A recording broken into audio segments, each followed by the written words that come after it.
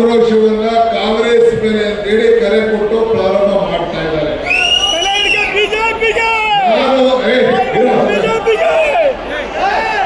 ನಾನು ಹೇಳ್ತಾ ಇದ್ದೀನಿ, ನಿಮ್ಮ ಆಕ್ರೋಶ ಏನಿದ್ರು ಕೂಡ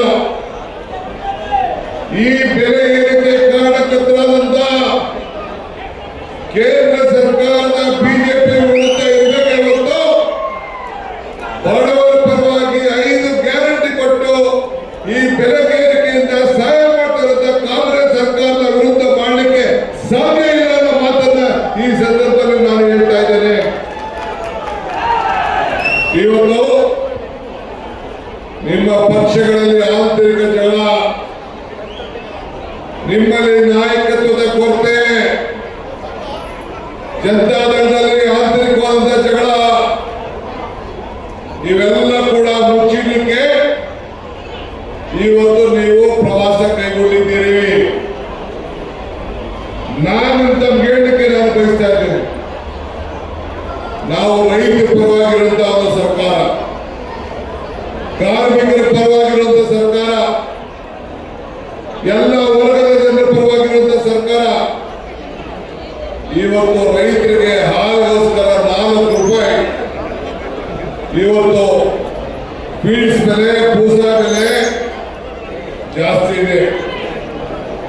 ಇವತ್ತು 4 ರೂಪಾಯಿ ರೈತರಿಗೆ ಕೊಡಬೇಕು ಅಂತ ತೀರ್ಮಾನ ಮಾಡಿದ್ರೆ ನೀವು ರೈತರ ವಿರೋಧಿಗಳು ಅಂತ ಹೇಳಿ ಅಣೆಪಟ್ಟೆಯನ್ನ ಕಟ್ಕೊಂಡಿದ್ದೀರಿ. ಇವತ್ತು ಹಾಲಿನ ಬೆಲೆ ಕೇರಳದಲ್ಲಿ 52 ರೂಪಾಯಿ ಇದೆ, ಗುಜರಾತ್ನಲ್ಲಿ 53 ರೂಪಾಯಿ ಇದೆ, ದೆಹಲಿಯಲ್ಲಿ 55 ರೂಪಾಯಿ ಇದೆ, ಮಹಾರಾಷ್ಟ್ರದಲ್ಲಿ 52 ರೂಪಾಯಿ ಇದೆ, ತೆಲಂಗಾಣದಲ್ಲಿ 58 ಇದೆ, ಅಸ್ಸಾಮಲ್ಲಿ 60 ಇದೆ, ಹರಿಯಾಣದಲ್ಲಿ 56 ಇದೆ, ರಾಜಸ್ಥಾನದಲ್ಲಿ 50 ರೂಪಾಯಿ ಇದೆ, ಮಧ್ಯಪ್ರದೇಶದಲ್ಲಿ 57 ಇದೆ, ಪಂಜಾಬಲ್ಲಿ 56 ಇದೆ, ಉತ್ತರ ಪ್ರದೇಶದಲ್ಲಿ 56 ರೂಪಾಯಿ ಇದೆ. ನಾವು ಎಲ್ಲಕ್ಕಿಂತ ಇನ್ನ 10-12 ರೂಪಾಯಿ ಕಡಿಮೆ ಇದ್ದೀವಿ. ಯಾರಿಗೋಸ್ಕರ? ರೈತರ ಬದುಕೋಸ್ಕರ ಇವತ್ತು ಕೇವಲ 4 ರೂಪಾಯಿನ ಮಾಡಿದ್ದೀವಿ. ನೀವು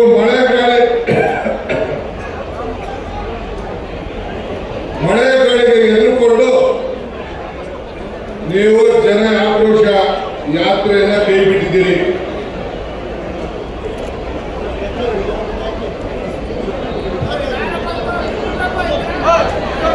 ಮಳೆಗಾಳಿ ಎದುರುಕೊಂಡು ಜನ ಆಕ್ರೋಶ ಯಾತ್ರೆ ಕೈ ಬಿಟ್ಟಿದ್ದೀರಿ.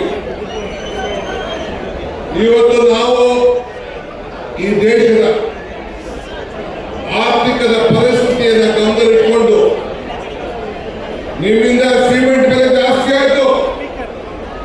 ಕೃಷ್ಣ ಬೈರೇಗೌಡರು ಹೇಳಿದ್ರು, ಸಿಮೆಂಟ್ ಬೆಲೆ, ಕಬ್ಬಿಣ ಬೆಲೆ, ಎಣ್ಣೆ ಬೆಲೆ, ಎಲ್ಲ ಪದಾರ್ಥಗಳ ಬೆಲೆ, ಸೋಪು, ಉಪ್ಪು ಎಲ್ಲದಕ್ಕೂ ಕೂಡ ಒಂದು ಟಿವಿ 10,000 ರೂಪಾಯಿದಿಂದ 30,000 ರೂಪಾಯಿ ಆಗೋಯ್ತು. ಒಂದು ಸಣ್ಣ ಪದಾರ್ಥ, ಒಂದು ಟೂತ್ ಬ್ರಷ್ 5 ರೂಪಾಯಿ ಇದ್ದು 15 ರೂಪಾಯಿ ಆಗೋಯ್ತು. ಯಾವ ಬೆಲೆ ಕಡಿಮೆ ಇಲ್ಲ ಅಂತ ನನಗಿಲ್ಲ.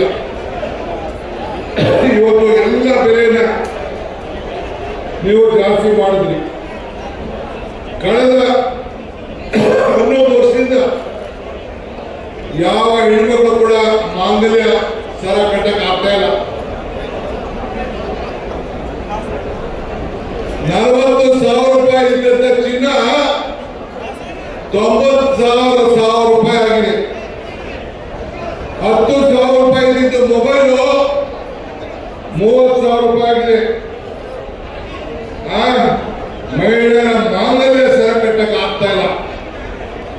50 ಕೆಜಿ ಸಿಮೆಂಟು 268 ರೂಪಾಯಿ ಇದ್ದು 410 ರೂಪಾಯಿ ಆಗಿದೆ. ಒಂದು ಇನೋವಾ ಕಾರು ನಾನೇ 12 ಲಕ್ಷ ರೂಪಾಯಿ ತಗೊಂಡಿದ್ದೆ, ಈಗ 30 ಲಕ್ಷ ರೂಪಾಯಿ ಆಗಿದೆ. 2 ರೂಪಾಯಿ ಮೊಟ್ಟೆ 7-8 ರೂಪಾಯಿ ಹೋಗಿದೆ. ಯಾವ ಕಾರಣ? ಇದೆಲ್ಲ ಬಿಜೆಪಿ ಕಾರಣ.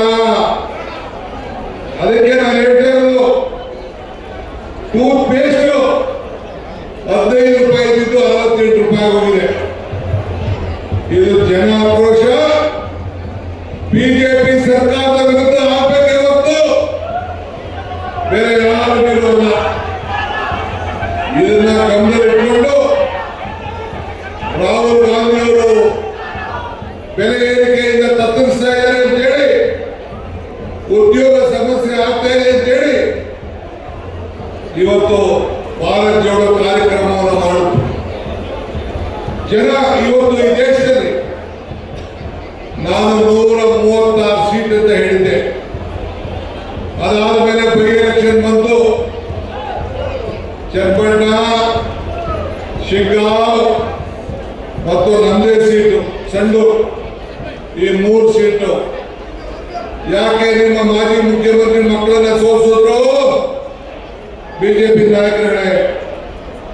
ಇದಕ್ಕೇನು ಅರ್ಥ? ಕುಮಾರಸ್ವಾಮಿ ಏನು ಅಯ್ಯೋ ಏನು ಟನ್ ಗಟ್ಟಲೆ ಮಾಡಿಕೊಂಡಿರುತ್ತೆ ನನ್ನ ಬಗ್ಗೆ.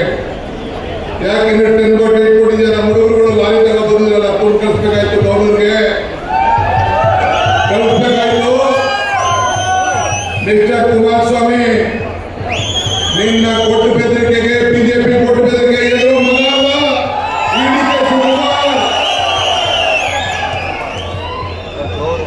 ನಮ್ಮ ಬದುಕು, ನಮ್ಮ ಕಷ್ಟ, ನಮ್ಮ ಶ್ರಮ ನಾವು ಆಸ್ತಿ ಮಾಡ್ಕೋತೀವಿ, ಏನ್ ಮಾಡ್ಕೋತೀವಿ, ಸರ್ಕಾರ ಇದನ್ನು ನೋಡ್ತದೆ. ನಿನ್ನ ಚರಿತ್ರೆ, ನಮ್ಮ ಶ್ರಮ ನಾವು ಆಸ್ತಿ ಮಾಡ್ಕೋತೀವಿ, ಏನ್ ಮಾಡ್ಕೋತೀವಿ, ಸರ್ಕಾರ ಇದನ್ನು ನೋಡ್ತದೆ. ನಿನ್ನ ಚರಿತ್ರೆ ನಾನಿನ್ನ ಬಿಚ್ಚಿಲ್ಲ. ನಿಮ್ಮ ಅಣ್ಣ ತಮ್ಮಂದಿರ ಆಸ್ತಿ ಪಟ್ಟಿನ ನಾನು ಬಿಚ್ಚಿಲ್ಲ.